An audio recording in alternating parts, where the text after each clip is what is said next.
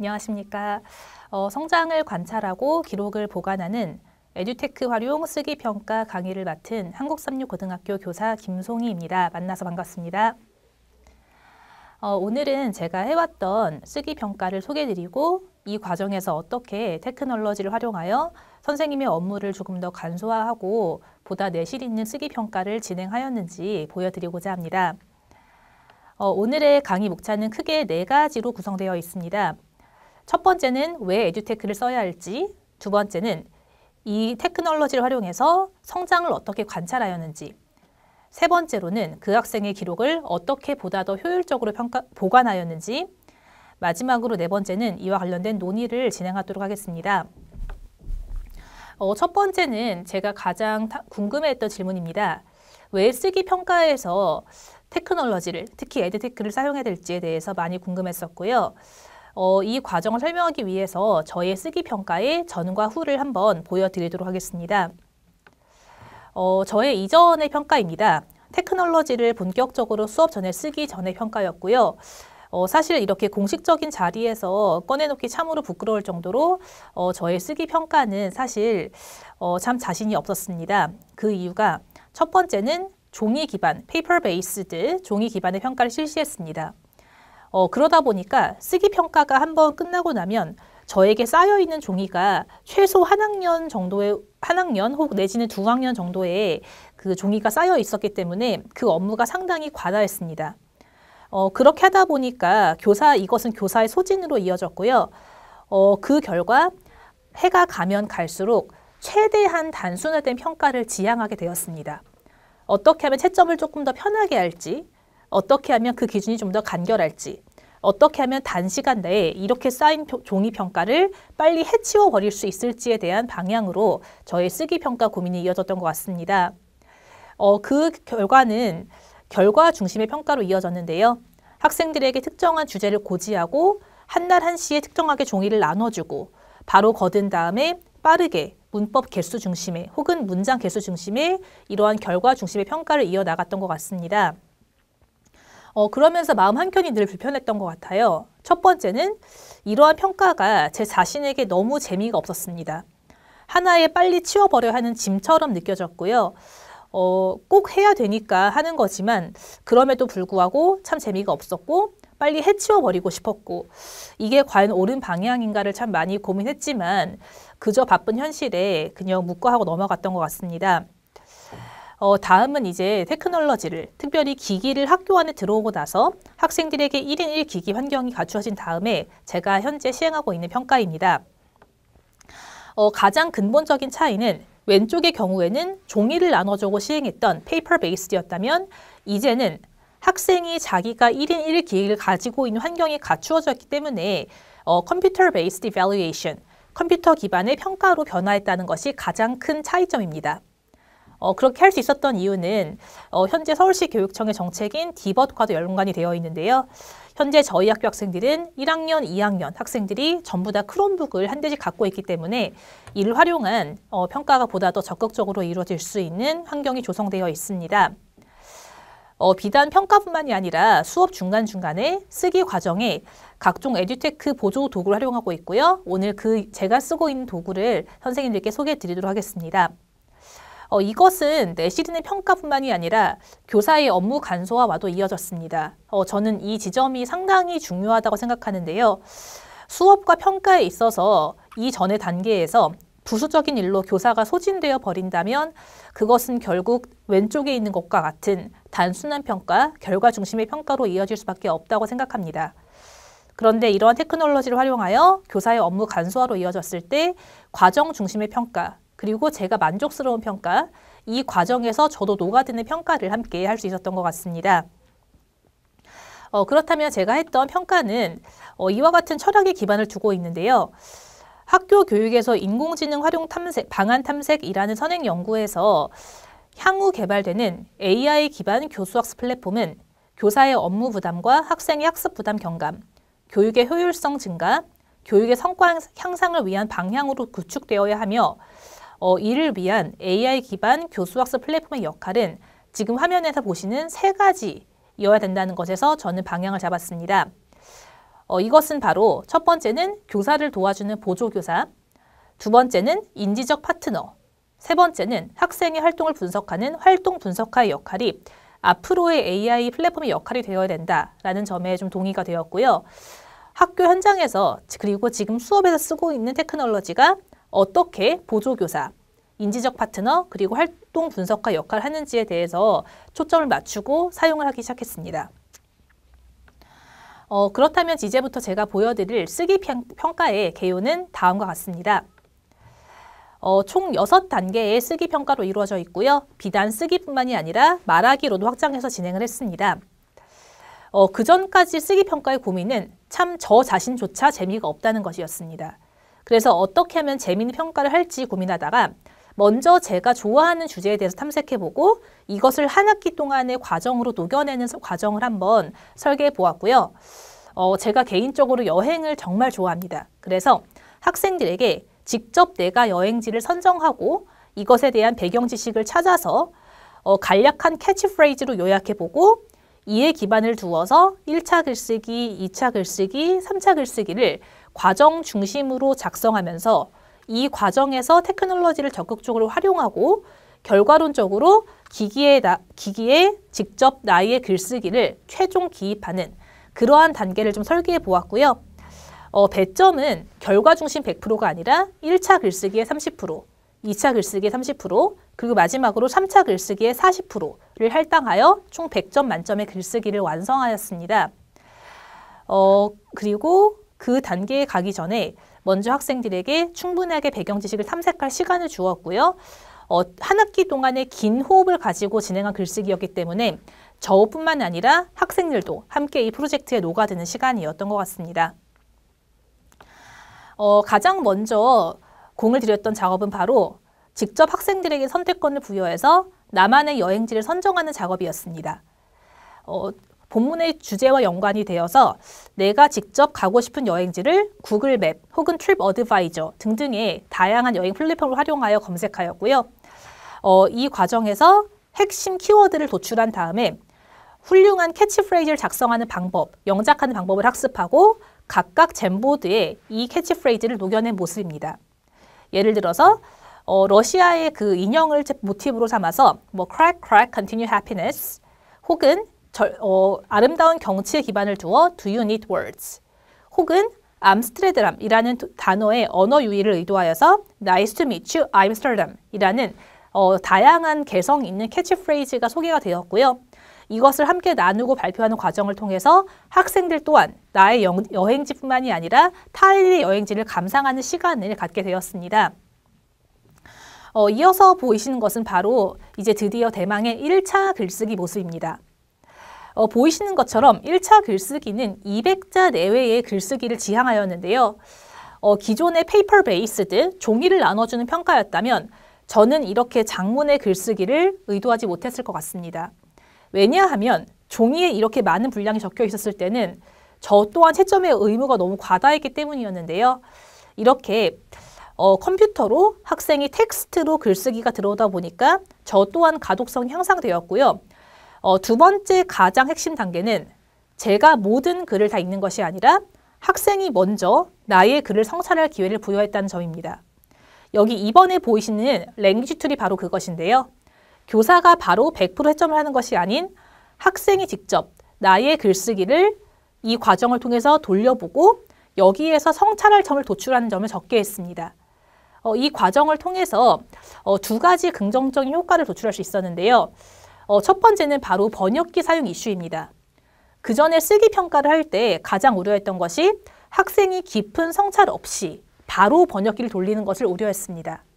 그런데 이렇게 직접 내가 쓴 글쓰기를 테크놀로지 도구를 통해서 돌려보고 오류를 성찰하는 과정을 설계했을 때 학생이 나의 오류와 실패를 두려워하지 않고 이 과정을 통하여 오히려 배울 점을 도출했다는 것이 저는 가장 큰 소득이었다라고 생각합니다. 두 번째는 이뿐만 아니라 내가 직접 주도적으로 오류를 확인하고 이 과정을 통해서 성장하는 과정을 교사가 오롯이 진행하는 것이 아니라 학생 또한 주도적으로 나의 글쓰기에 참여하면서 이것을 도출했다는 점을 저는 긍정적으로 생각했었고요. 그러다 보니까 자연스럽게 번역기 사용 이슈와 학생에 대한 성장이 함께 해결되는 사례였던 것 같습니다. 이렇게 1차에서 200자 내외의 글쓰기를 쓰고 직접 성찰을 하고 성찰할 점을 기록한 다음에 이 글쓰기는 구글 클래스룸이라는 플랫폼에서 제출됩니다.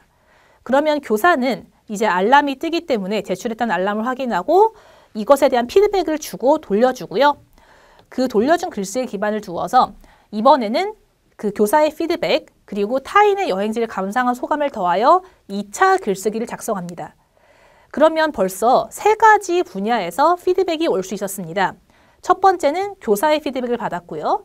두 번째는 학생이 자기 주도적으로 랭귀지 툴을 활용한 결과에 기반을 두어서 피드백을 받았고 세 번째는 1차 글쓰기를 나의 결과뿐만이 아니라 타인의 또래 감상을 했기 때문에 이것에 대한 피드백을 또한 받을 수 있었다고 생각합니다. 이에 기반을 두어서 2차 글쓰기는 300자 내외의 글쓰기를 작성하게 했고요. 역시나 내 결과물을 랭귀지 툴에 성찰하고 성찰할 점을 기록하게 했습니다. 여기까지가 1차 글쓰기와 2차 글쓰기입니다. 기존의 테크놀로지를 사용하지 않았다면 아마 제 책상 위에는 1차 글쓰기의 한 학년 분량, 또다시 이것을 받아서 적어서 돌려주고 2차 글쓰기의 분량이 또 책상 위에 이렇게 한가득 쌓여 있었을 것 같습니다. 저는 그 글쓰기를 채점할 자신이 없습니다. 그러나 이 글쓰기가 플랫폼으로 제출이 되었고 제출 현황이 한눈에 가시적으로 표현이 되었기 때문에 저는 오히려 이전의 단순화된 글쓰기 평가보다 훨씬 더 간단하고 편리하게 채점 과정을 확인할 수가 있었습니다. 그리고 교사의 채점 부담이 이전에는 100이었다면 그 과정에서 랭귀지 툴을 통하여 학생이 직접 성찰하는 과정이 있었기 때문에 저는 진짜로 교사가 할 수 있었던 내용에 대한 피드백, 글의 구조에 대한 피드백, 그리고 학생의 창의력에 대해서 확인하고 격려하는 그러한 피드백을 할 수 있어서 훨씬 더 심적으로 여유로웠던 것 같습니다. 여기까지가 이제 1, 2차 글쓰기고요. 3차는 바로 대망의 최종 글쓰기입니다. 여기에서 기기를 사용하는 것의 강점이 가장 잘 드러났습니다. 이전까지 평가를 할 때 가장 큰 부담은 바로 공정성이었습니다. 이걸 확보하기 위해서 동일한 시간을 억지로 쥐어짜서 확보를 했었고요. 그리고 동일한 시간에 동일한 종이를 나눠줘서 일시에 걷는 이 과정을 사실 마련하는 것이 참 어려웠습니다. 그런데 이렇게 기계를 쓰고 나니까 어떤 장점이 생겼냐면 보시는 것은 바로 이제 크롬북이란 기기에서 실시하고 있는 3차 글쓰기입니다. 이 기계를 통하여 안전하고 보안된 환경에서 평가가 보장이 되기 때문에 이러한 시간적, 공간적 제약에서 보다 벗어나서 자유롭게 평가를 실시할 수 있었고요. 학생은 그동안 1차, 2차를 통하여 충분히 그 맥락을 학습하기 때문에 최종 결과물을 이제 타이핑을 통하여 3차 글쓰기를 제출할 수가 있었습니다. 그럼 이 과정에서 제가 가장 초점을 두고 싶었던 성장을 관찰하는 과정인데요. 저는 그 전까지 학생의 단계를 제대로 관찰하는 것에 한계를 많이 느꼈습니다만 이렇게 구글 클래스룸이라는 플랫폼을 쓰고 난 다음부터 정말 효율적으로 학생이 성장하는 과정을 저 또한 명확하게 인지할 수가 있었습니다. 그 단계는 바로 다음과 같습니다. 먼저 학기 초에 구글 클래스룸에 이렇게 제가 세운 평가 계획서와 일치하는 루브릭을 채점 기준표에 기입해 두었습니다. 그러면 이것은 학생과 저 또한 1년을 살아가면서 내가 지금 어느 단계에 와 있는지, 그 단계에서 몇 점의 점수를 받았는지 이 과정을 투명하게 확인하게 하는 기능을 제공합니다. 저 또한 루브릭을 사실 학기 초에 세워두고 이것에 대해서 벗어나는 경우가 있기도 했었고 혹은 그 자세한 루브릭을 잊어버리기도 한 경우가 있었거든요. 그런데 이렇게 구글 클래스룸에 명확하게 올려두니까 저 또한 활동을 할 때마다 루브릭을 인지하게 되고 여기에 맞춰서 수업을 디자인할 수가 있었습니다. 두 번째는 바로 이 성장을 관찰하는 도구인 구글 클래스룸에 과제를 주고받는 모습입니다. 저는 바로 이것이 테크놀로지를 쓰는 효과를 가장 잘 극대화해서 보여준다고 생각합니다. 그전까지는 학생의 과제를 주고받고 주고받는 것이 오프라인 상에서 이루어졌기 때문에 저 또한 놓칠 수가 있었고 혹은 정확한 날짜라던가 그 기준을 놓칠 수가 있었다면 지금 화면에 보시는 것처럼 한 과제가 교사와 학생 사이에서 꾸준히 주고받는 모습이 객관적으로 몇 월, 몇 시, 몇 분에 심지어 제출하였는지가 드러나는 모습입니다. 그래서 저는 학생의 결과물을 일일이 열어보지 않아도 학생의 이름만 딱 클릭하면 이 친구의 쓰기의 히스토리를 이렇게 한눈에 보다 명확하게 볼 수가 있었고요. 특히 이것은 어떻게 교사와 업무 간소와 이어졌냐면 매 차시 새로운 과제나 유무를 나가는 것이 아니라 한 과제를 한 학기 동안 지속적으로 주고받았기 때문에 이 과정에서 성장을 정말 편안하게 관찰할 수가 있었습니다. 결국은 한 학생에게 1년 동안 혹은 한 학기 동안 한 가지 과제가 나가는데 이 과제를 정교화하고 주고받으면서 성찰하고 이 과정에서 성장하는 것이 바로 제가 그렸던 모습과 참 일치했던 것 같습니다. 네. 그리고 이 과정에서 보시면 아까 보여드린 것처럼 1차 글쓰기, 2차 글쓰기, 3차 글쓰기가 이 구글 클래스룸이라는 플랫폼 안에서 자연스럽게 녹아들었고요. 3차 글쓰기는 이제 1차, 2차는 온라인상으로도 가능했지만 3차는 특별히 대면 수업 중에서 크롬북이라는 기기를 가지고 시행하게 되었습니다. 이 과정에서 사용한 도구가 아마 지금 이 영상을 보신 선생님들은 상당히 익숙하실 것 같은데요. 혹시 아직 사용해 보신 적이 없는 선생님이라면 지금 옆에 인터넷 창을 띄워두시고 랭귀지 툴이라는 사이트를 켜서 한번 기입해 보시길 바라겠습니다. 정말 빠르게 내 글쓰기를 성찰해 주고요. 그러나 모든 기계가 그러하겠듯이 사실 완벽하진 않을 수 있습니다.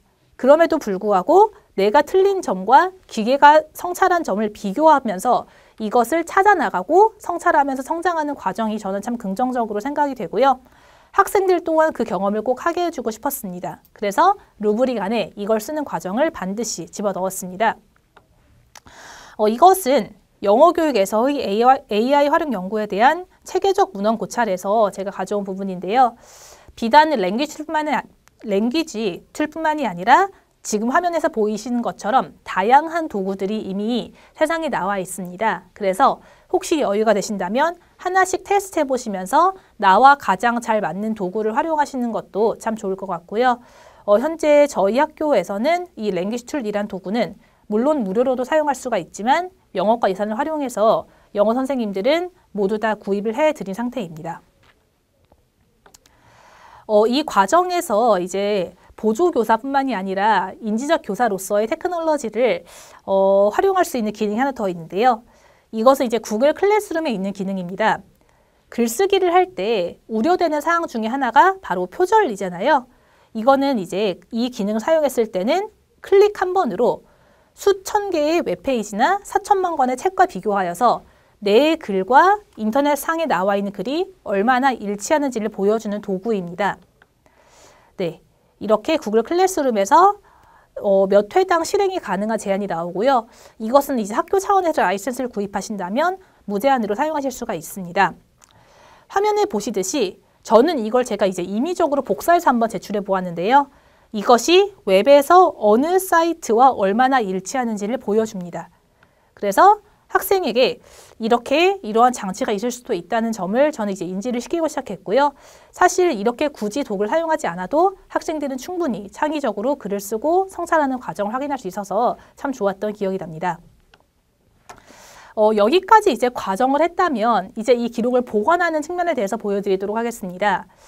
열심히 이제 관찰한 과정을 보관하고 기록으로 이어지게 하는 것이 바로 교사의 역할이라는 생각이 드는데요. 그것이 바로 이 크롬북에 있었던 잠금 모드 덕분에 가능했다라는 생각이 듭니다. 그전까지의 최종 글쓰기를 종이로 거뒀을 때의 단점은 물론 채점하기 어려운 점도 있었지만 이 종이를 분실하면 어떡할까라는 두려움이 참 컸던 것 같습니다. 그 이유는 바로 이 결과물이 평가와 직결되고 기록과 연계된다는 점이었는데요. 그것의 증거가 되는 종이를 잃어버리면 어떡할까? 혹은 이 보관 의무를 지키지 못하면 어떡할까라는 불안감이 늘 한편에 있었던 것 같습니다. 이것은 바로 크롬북에 있던 잠금 모드를 쓰고 나서 일시에 사라졌습니다. 이것은 혹시 학교에 크롬북이 있으시다면 한반 분량의 크롬북만 있다면 이 평가를 실시하실 수가 있습니다. 저희가 일상생활에서 흔히 쓰는 이제 구글 설문지를 활용한 것인데요. 만약 크롬북에 이제 CU라는 라이센스가 마련되어 있다면 이 기능이 켜집니다. 바로 잠금 모드인데요. 학습자가 크롬북을 통해서 구글 설문지로 제작한 평가를 여는 순간 다른 모든 기능이 막혀버립니다. 북마크, 복사 붙여넣기, 탐색 등등의 기능이 전부 막히기 때문에 학생은 오로지 안전하고 보안된 환경에서 평가를 실시할 수가 있습니다. 이것의 구글 설문지의 바로 장점이 뭐냐면 객관식, 서술형, 단답형, 장문형 등등의 다양한 양식의 평가를 실시할 수가 있고요. 실제로 저는 이것을 활용해서 단답형 형식의 어휘 평가도 실시해 보았고 서술형 형식의 이제 쓰기 평가를 실시해 보았는데요. 지금 화면에 보시는 것은 제가 구글 설문지에 설정한 정답에 따라서 자동으로 어휘의 정답이 채점된 모습입니다. 혹시 하단에 이 빨간색 동그라미 2개 보이시나요? 이것은 바로 학생이 평가를 응시하다가 크롬북에서 잠금 모드를 끄고 나간 흔적입니다. 애초에 이제 학생들에게 이렇게 중간에 끄고 나갔을 시에 이런 표시가 된다는 점을 고지를 했고요. 이것은 이제 학생들에게 적절한 교육을 통하여 부정행위를 막을 수 있는 아주 훌륭한 장치가 된다라고 생각합니다. 네, 이렇게 해서 이제 객관식, 주관식, 서술형 등의 다양한 평가를 이제 실험을 해 보았고요. 여기에는 이제 오늘은 제가 자세히 설명드리진 않겠지만 이 쓰기 결과물을 그대로 말하기와 연계해서 게더타운이라는 가상현실 플랫폼에서 작년에 이제 여행 박람회를 열었던 모습입니다. 이 과정에서 온 선생님들에게 꼭 소개해드리고 싶은 도구가 있습니다. 바로 구글챗인데요. 구글 클래스룸이라는 플랫폼이 상당히 훌륭하지만 저는 조금 아쉬웠던 점이 바로 이제 실시간성이 떨어진다는 것이었습니다. 즉각적으로 학생에게 찾아서 메시지를 보내고 싶은데 그 도구가 댓글 내지는 지메일밖에 없어서 조금 아쉬웠는데요. 혹시 구글 클래스룸을 쓰지 않더라도 이 영상을 보신 선생님들께서는 이 구글 챗을 한번 써보시기를 강력히 추천드리겠습니다. 그 이유는 바로 휴대폰 번호 없이 상호 학생의 지메일 혹은 쏜라인 20 내지는 학교 자체 워크스페이스 아이디가 있다면 언제든지 학생과 소통할 수 있는 장치가 되고요. 이 플랫폼 내에서 구글 챗 내에서 지금 빨간색 네모안에 보시는 것처럼 구글 미트 화상회의, 캘린더 혹은 구글 문서 생성 등등이 원터치로 이루어집니다. 그래서 이 과정에서 학생들과 결과물을 성찰하는 과정에서 즉각적으로 소통하기 너무나 편리해 있고요. 영어 수업을 하실 때 학급 단위로 이렇게 구글 챗을 개설해 두신다면 너무나 편안하게 실시간으로 학생과 소통할 수 있었습니다. 그래서 구글 클래스룸이라는 것은 글쓰기를 주고받는 장이었다면 이 과정에서 구글 챗이란 도구를 활용해서 그 실시간성을 가미하였습니다. 이렇게 한 학기 동안 평가를 실시한 다음 학생들에게 받아본 피드백입니다. 상당히 신선한 점이 있었는데요. 기계를 활용한 평가에서 가장 특이하게 나왔던 점은 제가 정말 예상도 못했던 점이었습니다.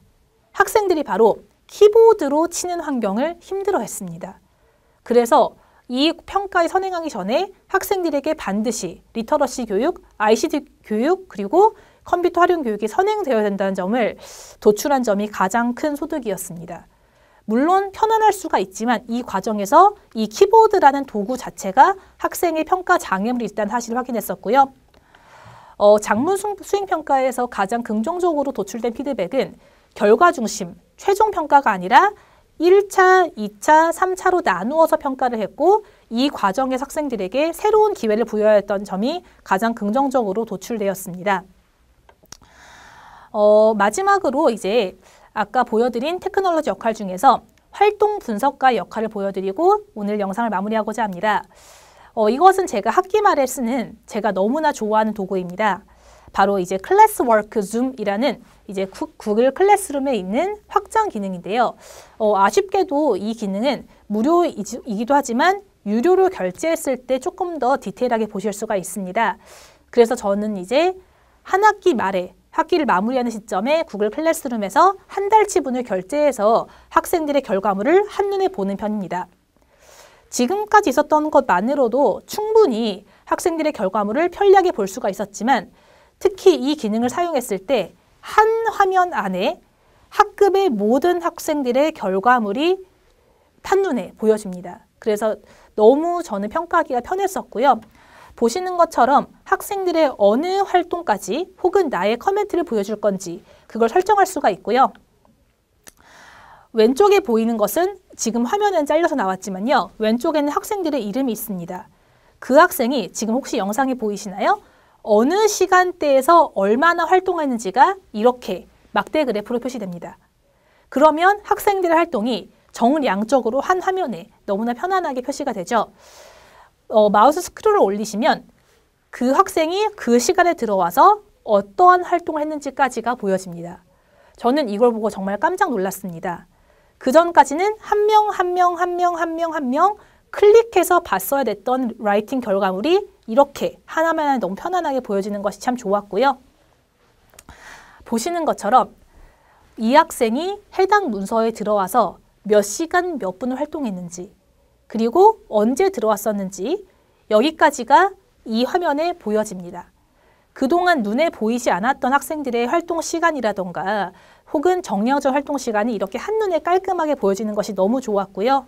심지어 더 나아가서 공동 작업의 경우에는 얼마나 그 학생이 비율을 차지했는지까지가 입력한 타수 기준 혹은 할당한 시간 기준으로까지 보여집니다. 이렇게 해서 학생들의 활동의 분석을 그동안은 교사가 볼 수 없었던 측면까지 테크놀로지를 활용해서 볼 수 있었던 점이 참 좋았습니다. 네, 오늘 영상을 마무리하면서 다음과 같은 논의를 한번 선생님들과 나눠보고자 합니다. 처음 질문으로 돌아가서요. 왜 에듀테크를 쓰기 수업에 사용해야 될지 그것에 대해서 한번 함께 고민해보는 시간이 되었으면 좋겠습니다. 지금 보여드리는 것은 2020년도에 나왔던 의학 분야 학술지에서 제가 우연히 보게 된 글입니다. 지금 보시면 강의 상류와 중류와 하류가 있죠. 강의 상류에서 지금 보시는 것처럼 업스트림에서 건강한 환경, 영양, 교육 등이 갖추어졌을 때, 즉 예방을 했을 때 치러지는 비용은 3센트입니다. 그러나 이것이 강의 중류로 흘러내려와서 금연을 하지 못했을 때, 음주를 했을 때, 운전을 안전하게 하지 못했을 때 등등 기본적인 프라이머리 케어가 갖춰주지 못했을 때 치러지는 비용은 6센트 내지는 10센트입니다. 그런데 여기에서 이제 강의 하류로 내려오게 되면 이제 직접적으로 치료가 필요한 시점이 되었죠. 병원에 가야 되고 전문의를 만나야 되고 이랬을 때 사회가 이제 치러지는 비용이 87 내지는 91센트라는 어마어마한 비용으로 순식간에 늘어나는 걸 보면서 저는 바로 지금 우리의 교육 현실이 이것과 참 맞닿아 있지 않나라는 생각을 했습니다. 사실 교사의 본연의 업무는 수업과 평가임에도 불구하고 그 부수적인 것에 사실 많이 치여 있고요. 진짜로 학생들에게 피드백을 주어야 되고 한 명 한 명의 성장을 관찰할 시간이 없습니다. 그리고 그럴 여유조차 사실 많이 부족하고 그럴 도구도 없었기도 했고요. 그렇기 때문에 저는 이 테크놀로지를 쓰기 전의 모습이 마치 이 강의 하류와 참 유사하다는 생각을 했습니다. 그래서 이미 나의 에너지가 100이었다면 87 내지 91이 이미 소진되어 있었고 학생들의 피드백을 줄 시간은 그 여유가 바로 100 중에서 10밖에 남지 않았다는 생각을 참 많이 했었는데요. 테크놀로지를 쓰고 난 다음에 저의 모습은 마치 강의 중류로 올라간 것과 같았습니다. 그래서 그전까지는 저의 에너지를 사실 이런 곳에 쓸 여유가 없었다면 오늘 보여드린 구글 클래스룸, 랭귀지 툴, 클래스워크 줌 혹은 구글 챗 등등의 다양한 보조 도구를 활용하여서 쓰기 수업을 진행했을 때 저의 남은 에너지를 통해서 더 많은 시간과 에너지로 학생 한 명 한 명을 볼 수 있었던 여유가 생겼던 것 같습니다. 그래서 지금 저의 모습은 아마 지금 이 보이는 그림과 유사하지 않을까 생각합니다. 그만큼의 여유가 생겼고요. 시간이 생겼고요. 그 남은 시간과 여유를 가지고 진짜로 테크놀로지가 하지 못하는 저만의 강점을 살려서 피드백을 주고 학생의 성장을 관찰하고 기록을 하는 그러한 교사 본연의 업무에 조금 더 가까워지고 있는 것 같습니다. 그리고 그만큼 시간이 많이 아껴졌기에 지금 강의 하류를 떠내려가는 이 한 명의 학생들을 구하러 갈 그 학생들에게 조금 더 많이 신경을 쓸 그런 에너지 또한 마련이 되었고요. 이 그림을 통해서 오늘 영상에서 선생님들께 전하고 싶은 메시지가 보여지는 것 같습니다. 혹시 지금 영상을 보시는 선생님들 중에서 마치 이 강의 하류에서 지금 제가 종이로 보여드린 평가와 같이 시간이 부족하고 한 명 한 명 봐줄 여유가 없으시고 혹은 이로 인하여 교사의 소진을 경험하기 선생님 계시다면 오늘 보여드린 도구 혹은 다른 테크놀로지 도구를 통해서라도 선생님의 올해 시간이 많이 아껴지기를, 그래서 그 남은 시간에 조금 더 우리만이 할 수 있는 것의 에너지를 사용할 수 있는 여유가 생기시기를 진심으로 바라겠습니다. 선생님의 올 한 해가 지금 보이는 사진과 같이 보다 안전한 환경에서, 편안한 환경에서 조금 더 편리하게 그리고 내실 있는 쓰기 평가를 할 수 있으시기를 진심으로 바라겠습니다. 네, 이상으로 강의를 마치겠습니다. 감사합니다.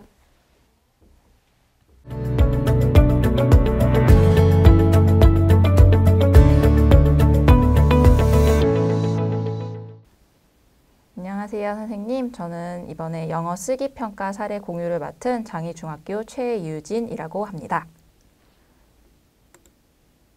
선생님들 영어 글쓰기 가르치면서 매우 큰 어려움이 많으실 거라고 생각됩니다.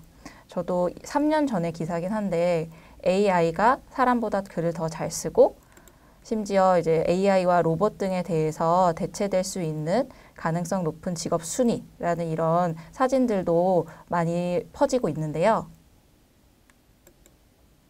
선생님들은 혹시 이런 NFT처럼 교사가 대체 불가능한 존재가 되기 위해서 어떤 노력 그리고 어떤 그런 고민들을 해결하시고 계신지 굉장히 궁금합니다. 그래서 저는 오늘 제가 생각한 이 non-fungible teachers, 우리가 대체 불가능한 교사가 될 수 있는 하나의 방법으로 제가 고민했던 피드백을 어떻게 수업에 녹여낼 수 있는지, 그리고 그 피드백을 통해서 학생들에게 어떤 배움이 일어나게 하는 쓰기평가를 제가 만들고자 했는지 그 사례를 잠시 공유드리고자 합니다.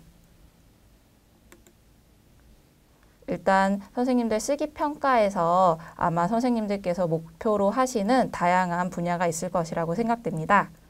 저는 이번 쓰기평가, 특히 2020년, 2021년 블렌디드 수업 상황에서 제가 학생들에게 어떤 쓰기평가를 하고 어떤 배움이 일어나게 할지를 이 교육과정을 보면서 몇 가지 목표를 좀 세워봤었는데요. 선생님들께서도 지금 잠시 살펴보시면서 쓰기평가에서 선생님이 하고 싶은, 가르치시고 싶은 부분이 있는지 한번 살펴보시는 것도 좋을 것 같습니다. 저 같은 경우는 중학교 쓰기평가, 쓰기 영역 성취 기준 교육과정을 보면서 저희가 영어 표현 능력, 그리고 학생들의 영어에 대한 자신감뿐만 아니라 자기 관리 역량을 길러줘야 한다는 이 역량까지도 살펴보게 되었는데요. 그런 역량까지 고려한 다양한 종합적인 목표를 제 나름대로 세우고 학생들을 이렇게 인도하고 가이드하고자 했지만 아마 선생님들 많이 경험하셨을 것 같아요. 학생들이 절대 저희가 원하는 이 방향으로 따라오지 않는다는 걸 아마 겪어보시고 또 극공감해 주실 것 같습니다. 그래서 학생들이 선생님들이 설정한 그 목표, 그리고 교육과정이 얘기하고 있는 그 목표를 달성하기 위해 바른 방향으로 가기 위해 꼭 필요한 것. 그런 내비게이션, GPS 같은 존재가 저는 피드백이라고 생각합니다. 근데 일단 한 반에 28명에서 30명 정도 되는 학생들에게 일일이 피드백을 준다. 그리고 그 많은 시간을 할애할 수 있는 여유가 없다는 거 저도 너무 굉장히 고민하고 걱정했던 부분인데요. 그러면서 제가 피드백을 좀 찾아본 결과 피드백은요. 꼭 선생님이 주시지 않아도 되는 부분이 있더라고요. 이 사진처럼 제가 한번 피드백을 검색해본 이 사진들처럼 피드백은 제공하는 주체 그리고 선생님이 꼭 말로 하시지 않아도 여기 나와 있는 별점이나 여기 나와 있는 표정, 체크리스트 등으로 다양한 방법이 있음을 제가 저도 이걸 알게 된 후에 조금 더 마음 편하게 피드백을 줄 수 있었던 것 같습니다. 그래서 저는 피드백의 주체를 일단 선생님, 교사, 그리고 학생들이 서로 할 수 있는 동료 평가, 그리고 자기 자신도 자기 자신을 평가하면서 피드백을 줄 수 있도록 이렇게 주체를 3가지로 잡았고요. 이 다양한 피드백을 좀 다양한 단계에 녹여서 좀 피드백을 다양하게 줘봐야겠다라는 생각으로 적용한 사례를 지금부터 좀 구체적으로 설명드리고자 합니다. 일단 중학교 3학년 블렌디드 수업 상황 내에서의 쓰기 평가였고요.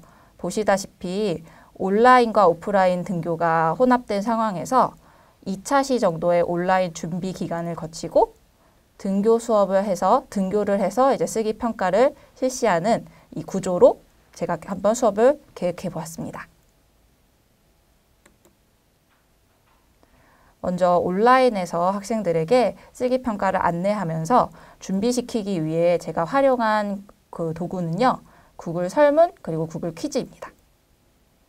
여기 제가 캡처해 놓은 이 사진처럼 일단 학생들에게 좋은 글의 예시를 주고 싶어서 글의 예시를 특히 좀 구조적으로 분석하고 알아보고 이를 통해서 학생들이 어떤 글을 써야 되는지 좀 적응시키고 싶어서 교과서에 나와 있는 본문 그리고 또는 교과서에 나와 있는 글쓰기 샘플에 제가 몇 가지 표시를 해서 공유했었어요. 글의 처음과 그 중간 그리고 끝 이런 식으로 글에 순서가 있고 그 글의 순서마다 들어가야 되는 내용이 다르다는 걸 학생들이 좀 먼저 파악할 수 있게끔 이런 식으로 질문으로 만들었었고요. 학생들이 이 질문에 퀴즈에 답하면서 정답을 확인하는 과정에서 제가 따로 이렇게 조건을 설명하거나 먼저 조건을 일일이 설명해 주지 않아도 학생들이 이런 걸 내가 이 글에 넣어야겠구나 하고 생각할 수 있게 하는 계기가 되었습니다. 그리고 선생님들이 이렇게 조건을 먼저 일일이 설명해야 하는 수고도 조금 덜 수 있었던 것 같습니다. 네, 이렇게 학생들이 구글 설문, 구글 퀴즈를 통해서 글에 대한 구조, 그리고 글의 주제 또는 글에 들어가야 할 내용, 조건들을 파악하고 난 뒤에 이제 아웃라인이나 드래프트 쓰기를 실제적으로 실시하였는데요. 여기서는 선생님들도 많이 사용하고 계시는 구글 클래스룸 그리고 구글 닥스라는 문서를 활용하였습니다. 먼저 학생들에게 가장 먼저 실시했던 쓰기 평가에서는 편하게 마인드맵을 그려보라고 했었어요. 그래서 마인드맵 그린 내용은 교과서나 노트 여백에 쓴 뒤에 이걸 사진으로 찍어서 올리게 했고요. 저는 이 사진을 보면서 학생들의 조사가 잘 이루어졌는지 또는 제가 추가했으면 좋겠는 내용들, 추가하면 좋을 것 같은 내용들을 추천해주는 방식으로 피드백을 달고자 했습니다. 그 뒤에 이 아웃라인 마인드맵으로는 조금 부족한 느낌이 있어서 그 다음에 했던 글쓰기에서는 구글 문서를 활용해서 인트로, 도입, 중간, 그리고 결론 이런 식으로 나눠진 구글 문서를 학생들에게 사본으로 제공한 뒤에 여기에 본인이 어떤 글을 쓸 건지 한번 자유롭게 써보고 혹시 도움이 필요하다면 번역기나 사전 등을 참고해서 해볼 수 있도록 과제를 한번 제시했었습니다. 그리고 이제 제가 본격적으로 피드백을 주기 시작한 것도 이 단계부터인데요. 먼저 초안 그리고 마인드맵에 대한 피드백을 주기 위해서 저는 구글에서 주는 이 루브릭을 활용했었습니다. 루브릭이 구글 클래스룸 루브릭 좋은 점 선생님들 많이 알고 계시죠? 특히 이 루브릭에 이 3점, 2점, 1점에 대한 해설이 굉장히 학생들에게 도움이 될 수 있다고 생각했고요. 또한 학생들에게 달아줄 수 있는 이 비공개 댓글, 이 비공개 댓글을 통해서 제가 학생들의 글을 읽고 있고 또 이 글에 대해서 어떻게 생각하는지를 알려주고자 했는데요.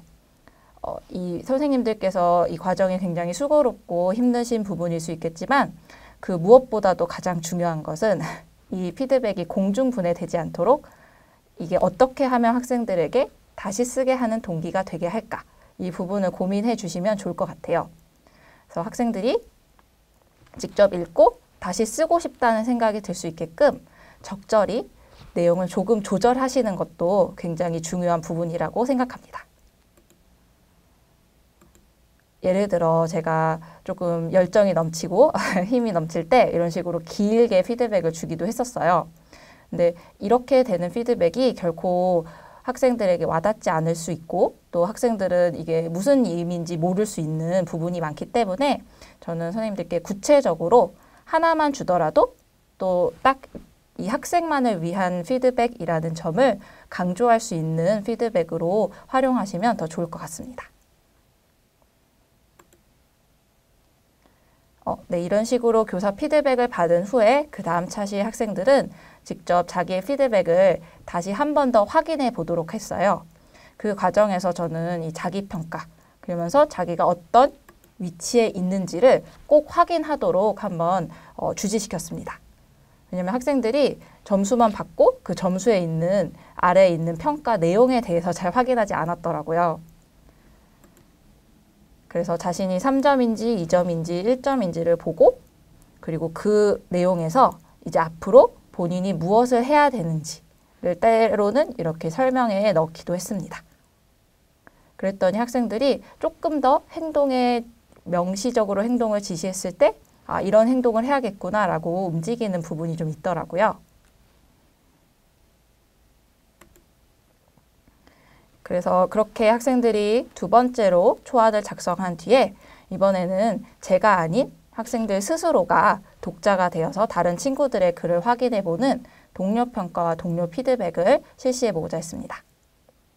일단 블렌디드 상황이었기 때문에 학생들이 또 갑작스럽게 온라인 상황이 된 날이었어요. 그래서 일단은 제가 학생들이 썼던 초안을 이런 식으로 구글 문서에 썼었기 때문에 다행히 이 링크를 통해 공유하도록 했거든요. 그 링크를 공유하는 과정에서 이 패들릿에 자기 자신의 이름에 밑에 있는 게시글로 달아보도록 했고요. 이 게시글을 보고 이제 학생들이 패들릿에 올라온 초안을 보고 이에 대해서 점검하고 그 피드백을 어떻게 줬는지 오프라인처럼 사진을 찍어서 올리겠습니다. 저는 이 동료 피드백 과정에서 따로 모둠을 짓거나 하진 않았고요. 그냥 본인의 뒷번호에 있는 친구가 올린 글을 읽어보도록 했고 혹시 그 친구의 글이 뭔가 짧거나 뭔가 좀 더 다른 친구의 글을 보고 싶으면 그 다른 친구, 그 뒤에 있는 친구들의 작품을 한번 읽어봐도 된다고 안내하였습니다. 동료평가, 동료 피드백 같은 경우는 학생들이 굉장히 어색할 수 있고 또 내 친구의 글을 평가할 때 확실한 기준이 필요할 것 같아서 좀 짧게 yes, no로 체크할 수 있도록 했어요. 그래서 선생님이 줬던 피드백처럼 너희가 너희 글과 비교했을 때 또는 샘플, 선생님이 보여줬던 샘플과 비교했을 때 이 조건을 만족했는지 또는 조금 아쉬운 점이 있었는지를 간단하게 체크해 볼 수 있도록 하고 수정 보완을 위한 아이디어, 친구를 위한 제안을 해줄 수 있는 이 4번 문항까지 한번 포함해 보았습니다. 이렇게 동료 피드백까지 총 3가지의 피드백을 거치고 난 뒤에 학생들이 등교를 했어요. 그리고 그때 학생들에게 최종본을 제출받았고요. 이렇게 올해 같은 경우는 학생들이 최종본 제출할 때 제가 이런 식으로 포스트잇을 하나 미리 주면서 단어 가이드 또는 가이드 페이퍼라는 이름을 붙여서 너희가 혹시 너무 전문 용어가 많이 들어가거나 아니면 내가 외우기 힘든 어려운 단어들 아니면 내용을 까먹을 것 같아서 그 내용을 까먹지 않도록 흐름을 잡아줄 수 있는 단어를 5개 정도만 써서 참고할 수 있도록 했거든요. 그래서 이런 식으로 본인의 글에 필요한 단어를 써서 제출하게 했더니 조금 더 힘든 배운 편찬이들도 한 문장이라도 더 써보려고 노력할 수 있는 좋은 장치가 되었던 것 같아서 한번 이렇게 넣어보았습니다.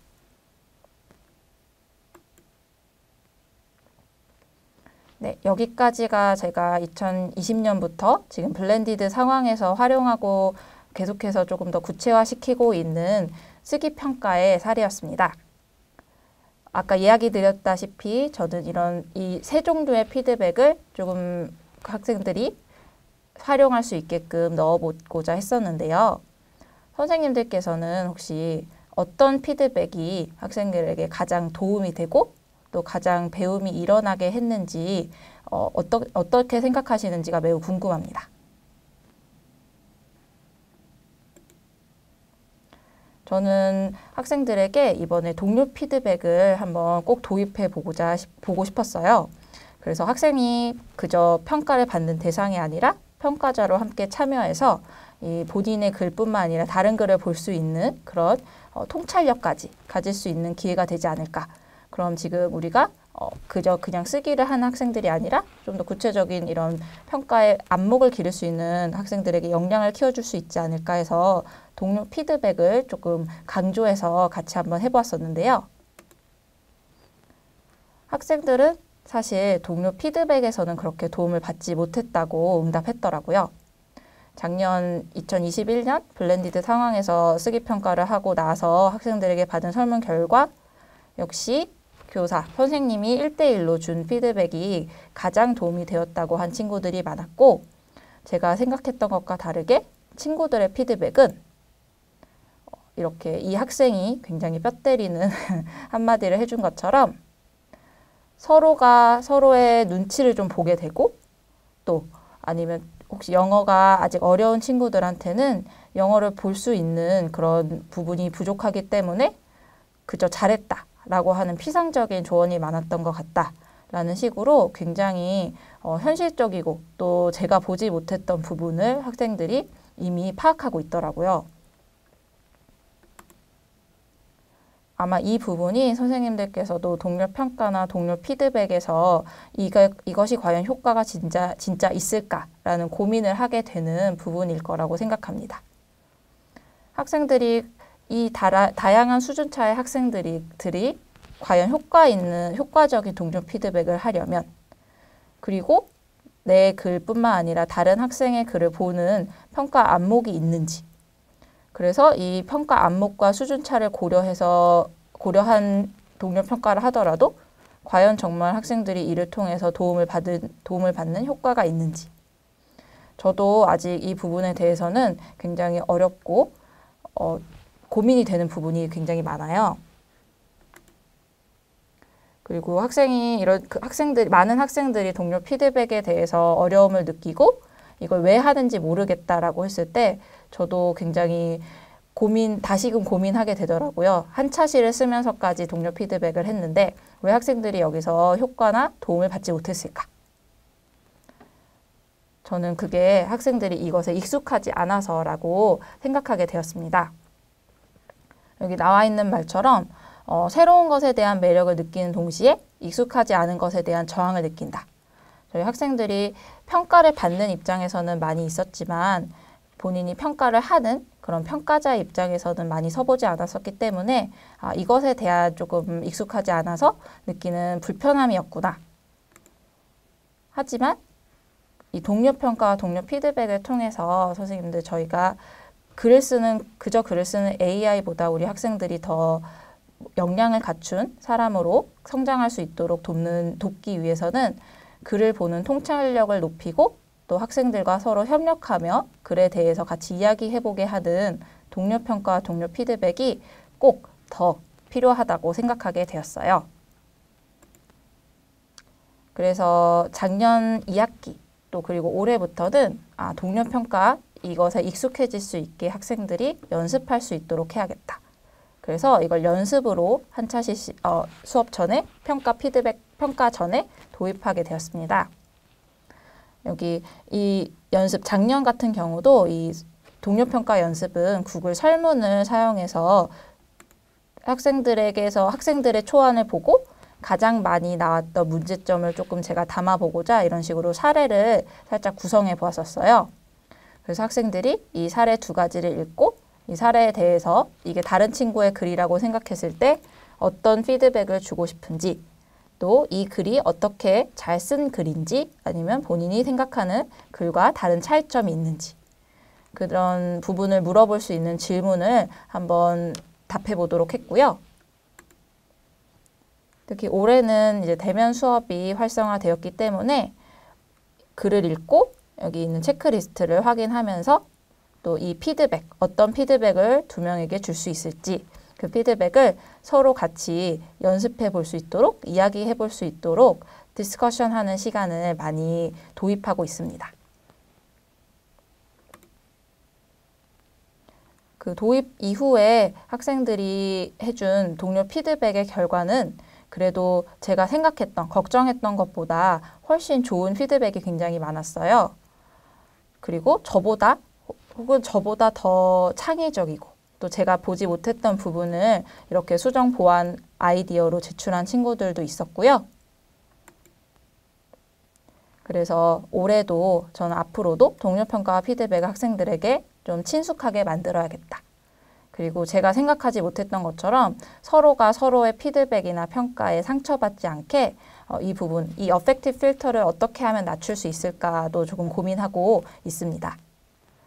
예를 들어서 올해 들었던 연수 중에 하나에서 학생들에게 틀린 것을 체크하면서 표시하기보다 별표 이런 식으로 조금 장벽을 낮출 수 있는 장벽을 조금 낮게 부담을 덜 느낄 수 있는 방법으로 표시하게 하고 하는 방법이 굉장히 좋다고 생각해서 올해 같이 써보는 학생들이 써본 디테일 맵, 마인드 맵식으로 정리한 이 내용에서 혹시 빠진 게 있다면 친구가 빠진 내용을 채울 수 있게 별로 그려줘라 라고 했거든요.